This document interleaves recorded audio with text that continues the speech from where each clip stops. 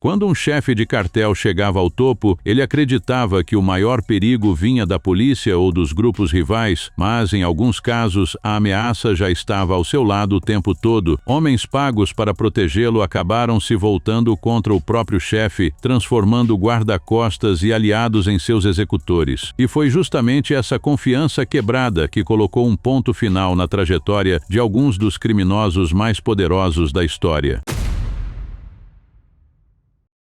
Wilber Varela Fajardo nasceu em 6 de novembro de 1957, em Roudanilo, no norte do Vale del Cauca, na Colômbia. Antes de entrar para o crime organizado, levou uma vida simples no campo. Ele gostava da rotina rural, de cavalos, pescarias e fazendas, hábitos que manteve mesmo depois de acumular uma grande fortuna. O apelido Jabon surgiu por causa de um antigo comercial de televisão muito popular na década de 80. No início dos anos 90, Wilber começou a trabalhar em laboratórios ligados ao tráfico de substâncias ilícitas e pouco tempo depois aproximou-se dos irmãos Gilberto e Miguel Rodrigues Orejuela, líderes do cartel de Cali. Primeiro atuou como chefe de segurança e depois ganhou espaço como homem de confiança da organização. Sua reputação cresceu rapidamente graças à lealdade e à eficiência com que executava as missões recebidas. Com o enfraquecimento do cartel de Cali e a prisão de seus principais líderes, Wilber Varela migrou para o cartel do norte do Vale. Ali subiu de posição até se tornar um dos chefes mais influentes da organização, dividindo o comando com nomes como Diego León Montoya, conhecido como Dom Diego, e Luiz Hernando Gomes Bustamante, o Rasgunho.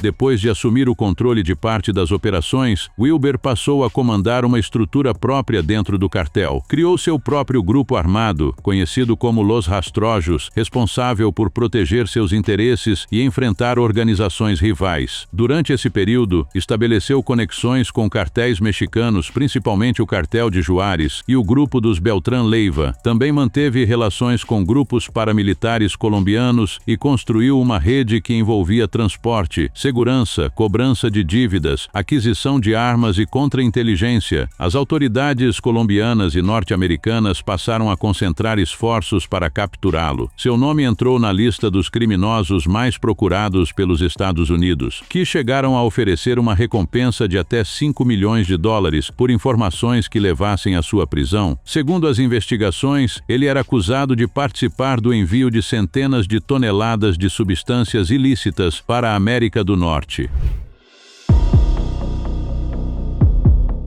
Com a pressão das autoridades aumentando e a guerra contra Dom Diego deixando cada vez mais vítimas, Wilber Varela decidiu deixar a Colômbia. A partir de 2004, passou a viver principalmente na Venezuela. Durante vários anos, conseguiu permanecer escondido graças a uma ampla rede de proteção. Utilizava documentos falsos com identidade venezuelana, trocava frequentemente de veículo e se deslocava sempre em carros blindados. Também contava com escoltas e, segundo investigações, recebia apoio de integrantes das forças de segurança venezuelanas. Enquanto isso, continuava administrando seus negócios à distância. Mesmo escondido, mantinha influência sobre rotas internacionais e seguia dando ordens para sua organização na Colômbia. Mas essa estratégia começou a ficar cara demais. Para continuar protegido, Wilber precisava pagar cada vez mais dinheiro aos seus aliados. Ao mesmo tempo, novos grupos criminosos ganharam força na Venezuela, reduzindo sua influência e tornando sua permanência no país cada vez mais complicada. Enquanto Wilber Varela permanecia escondido, quem administrava boa parte da estrutura criminosa na Colômbia era seu homem de confiança, Luiz Henrique Cali Serna, conhecido como Comba. Além de ser um dos principais integrantes da organização, ele também controlava as finanças do grupo. Com o passar dos anos, Comba e seus irmãos começaram a assumir rotas de tráfico e mercados sem comunicar ao chefe. Aproveitando a distância de Wilber, construíram uma estrutura praticamente independente, produzindo grandes quantidades de entorpecentes e negociando carregamentos por conta própria. Quando percebeu que estava perdendo espaço, Wilber passou a desconfiar do aliado. A relação entre os dois se deteriorou rapidamente. Em determinado momento, o próprio Wilber chegou a fornecer informações que quase levaram integrantes da família Cali à prisão. A partir daí, a confiança desapareceu de vez. No fim de janeiro de 2008, Wilber Varela viajou de Caracas para Mérida, na Venezuela. O objetivo da viagem era descansar, encontrar uma mulher que havia conhecido na cidade e aproveitar alguns dias longe da rotina de esconderijos. Ele estava acompanhado apenas de Beimar Pérez Aranguro, conhecido como El Grazoso, responsável por cuidar das comunicações da organização. Durante a estadia, Wilber marcou uma reunião com 2 homens que acreditava serem integrantes de confiança do próprio grupo. O encontro aconteceu na cabana número 6 de um complexo turístico. Como se tratava de uma conversa informal entre pessoas próximas, Jabon e seu acompanhante entraram no local sem armas e sem telefones celulares. A decisão parecia natural para alguém que acreditava estar cercado por aliados. Foi exatamente aí que a armadilha foi colocada em prática. Na reunião, a discussão terminou em ataque. Segundo as investigações, o verdadeiro motivo da emboscada era o controle das rotas de tráfico na região de Los Santanderes e a disputa pelo comando da organização. Em 30 de janeiro de 2008, Wilber Varela foi eliminado junto com Beimar Pérez Aranguro dentro da cabana onde o encontro aconteceu. Como utilizava documentos falsos em nome de José Antônio Pérez Chacon, sua identificação demorou um pouco mais do que o esperado. As investigações apontaram que Luiz Henrique Calicerna, o Comba, havia organizado toda a operação. O homem que durante anos administrou os negócios do cartel enquanto Wilber estava escondido, decidiu eliminar o próprio chefe para assumir definitivamente o controle da estrutura criminosa. Depois do fim de Jabon, Comba ainda se aliou a outros grandes traficantes colombianos, entre eles Daniel Barreira, os irmãos Victor e Miguel Ángel Mejia Múnera, além de Pedro Olivério Guerreiro, conhecido como Cuchilo. Para as autoridades, essa nova aliança indicava que uma nova fase das disputas entre as organizações criminosas estava prestes a começar. A trajetória de Wilber Varela terminou da mesma forma que a de muitos outros chefes do narcotráfico. Não pelas mãos de rivais históricos ou da polícia, mas por alguém que fazia parte do seu próprio círculo de confiança e conhecia cada detalhe de sua rotina. No fim da década de 80, a prisão de Miguel Ángel Félix Gallardo mudou o rumo do crime organizado no México, mas não acabou com sua influência. Mesmo atrás das grades, ele continuou sendo respeitado por antigos aliados e decidiu organizar uma grande divisão dos territórios que antes estavam sob seu comando. A ideia era de que cada grupo ficasse responsável por uma região específica, sem invadir a área do outro. Na teoria, isso evitaria disputas e manteria o equilíbrio entre as principais organizações. Para colocar esse encontro em prática, Félix Gallardo confiou a missão a Rafael Aguilar Guajardo. Ex-agente da antiga Diretoria Federal de Segurança do México, ele já era uma figura importante dentro do grupo e ficou responsável por organizar a reunião realizada em Acapulco, em 1989. Foi nesse encontro que várias rotas e regiões do país passaram a ter donos definidos. Entre os beneficiados estavam Joaquim Guzmán, Héctor Palma Salazar, Ismael Zambada e o próprio Rafael Aguilar Guajardo, que recebeu o controle de Ciudad Juárez, Chihuahua e Nuevo Laredo. Naquele momento, parecia que o acordo poderia evitar uma grande guerra entre os grupos, mas a situação mudou rapidamente. Depois da divisão dos territórios, Rafael Aguilar Guajardo passou a consolidar sua própria organização, que mais tarde ficaria conhecida como Cartel de Juárez. Antes de entrar para o crime organizado, ele havia trabalhado como agente federal e usou essa experiência para ampliar sua influência. Além das operações ligadas ao cartel, Aguilar investiu em empresas e propriedades. Escolheu o estado de Chihuahua como principal base, mas também expandiu seus negócios para cidades como Torreón, em Coahuila, e Gómez Palacio, em Durango. Entre os empreendimentos estava a empresa Carnes de la Laguna, apontada pelas autoridades como parte de um esquema de lavagem de dinheiro. Ele também adquiriu fazendas, hotéis, imóveis e rebanhos, formando um patrimônio cada vez maior. Outra parte importante de sua trajetória foi o contato direto com traficantes colombianos, incluindo integrantes do cartel de Medellín. Esses encontros aconteceram em hotéis de luxo em Cancún durante um período de forte crescimento desenvolvimento econômico da região. Anos antes, Rafael Aguilar havia recebido em sua organização um jovem chamado Amado Carrillo Fuentes. A entrada dele aconteceu por influência de Ernesto Fonseca Carrillo, conhecido como Dom Neto, que era tio de Amado e uma das figuras mais importantes da velha guarda do narcotráfico mexicano. Com o passar do tempo, Amado conquistou espaço dentro do cartel de Juárez e ganhou a confiança de Aguilar. Enquanto isso, o cenário do crime organizado continuava mudando. O acordo de divisão dos territórios começou a perder força, antigos aliados passaram a agir por conta própria e novas disputas surgiram em diferentes regiões do México. Nesse período, Amado também ampliou sua rede de contatos e fortaleceu sua posição dentro da organização. Aos poucos, ficou claro que ele pretendia assumir um papel muito maior.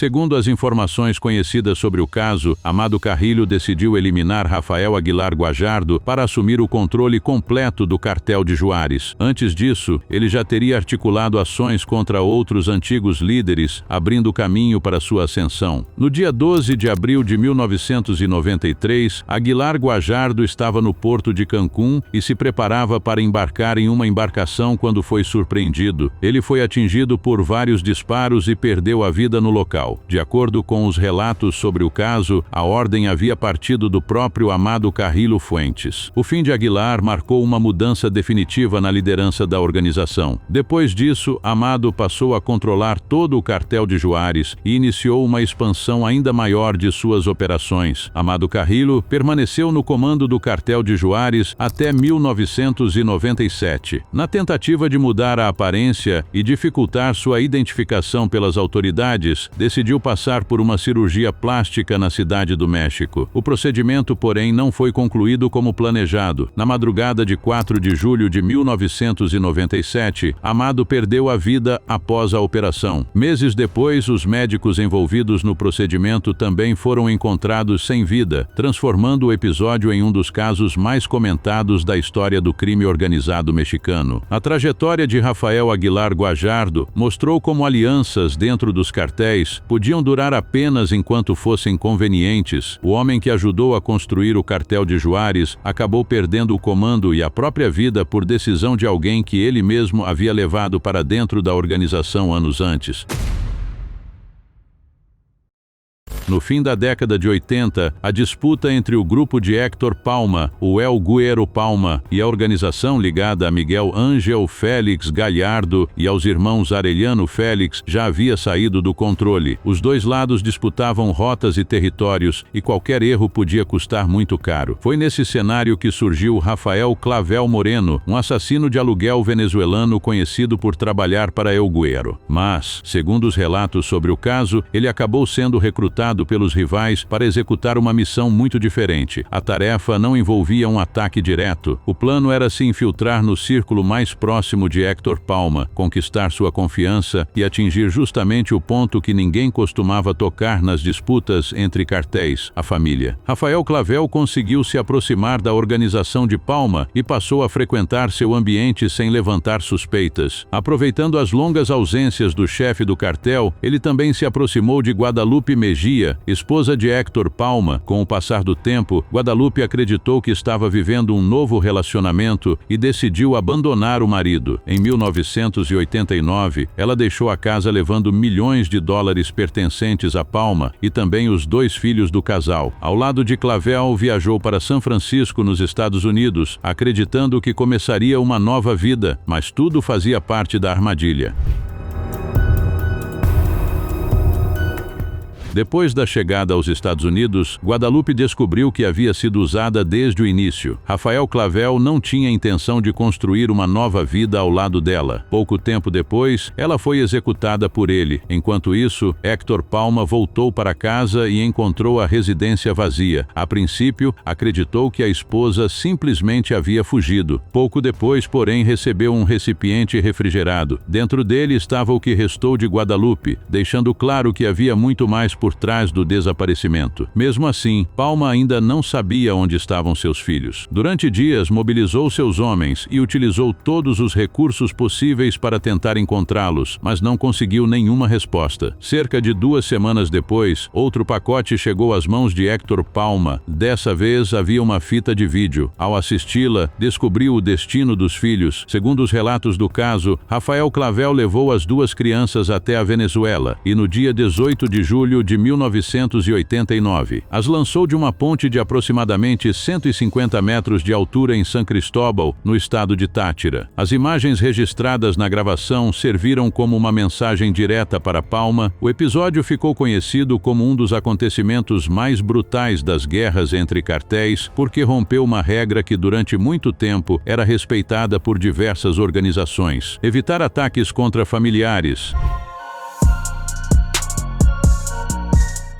Depois do fim da esposa e dos filhos, Héctor Palma iniciou uma longa busca por todos os envolvidos. Durante cerca de 5 anos, perseguiu pessoas que, segundo ele, participaram do plano. Entre os principais alvos estava Rafael Clavel Moreno. O venezuelano acreditava estar protegido em seu país, mas acabou sendo localizado. Com o apoio de autoridades locais, foi preso. Algum tempo depois, perdeu a vida dentro da prisão em circunstâncias que nunca foram totalmente esclarecidas. Diversas versões apontaram que o fim dele teria acontecido por ordem de Palma. Os relatos também afirmam que a vingança não parou por aí. Pessoas apontadas como cúmplices de Clavel e até familiares dele passaram a ser perseguidas nos anos seguintes. Ao mesmo tempo, Palma também direcionou sua reação contra integrantes ligados aos irmãos Arellano Félix e ao grupo de Miguel Ángel Félix Gallardo, que ele responsabilizava pela operação. Rafael Clavel Moreno entrou nessa história como um assassino de aluguel encarregado de executar uma missão de infiltração. Em vez de atacar diretamente um rival, conquistou sua confiança, aproximou-se de sua família e participou de um dos episódios mais lembrados das disputas entre cartéis mexicanos. O caso também mostrou como os conflitos daquela época mudaram de nível. Depois daquele episódio, antigas regras deixaram de ser respeitadas e as guerras entre organizações passaram a atingir cada vez mais pessoas que nem sequer participavam diretamente das disputas criminosas. Não esqueça de se inscrever para assistir mais vídeos como esse.